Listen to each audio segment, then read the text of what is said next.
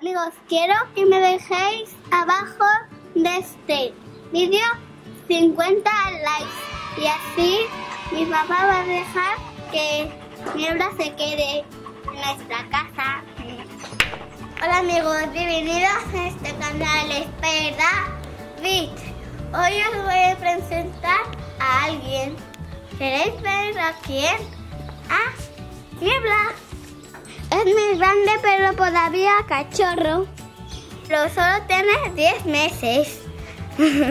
Cojo su juguete y yo a jugar también. Me voy a jugar con Niebla, mirad. Este es el juguete preferido. ¡Ah, Niebla! Me ha hecho daño.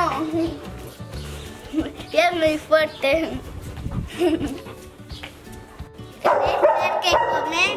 Pues vámonos. Lo dejamos aquí el juguete. Y vámonos. Niebla, vamos a comer. Seguro que ya Niebla tiene sed. Con cuidado. Mucha. Vamos a echar mucha porque ya bebe mucha. Así. Mirad cuánto ha quedado. Lo guardo y también voy a poner comida a Niebla. Ya quiere comer. Voy a dar primero el pienso a ver si le gustará a Niebla. Niebla, come. ¿No te gusta o qué? Parece que no le gusta a Niebla el pienso. Creo que a Niebla le gusta comida humana. Seguro que le gustará pechuga de pavo. Niebla, toma, lo dejo al solito. Si lo come, son chuches para perros.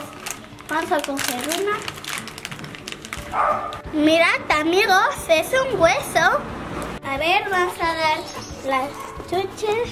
Mira, Niebla, que tengo. Lo vamos a dejar en el suelo y se lo come.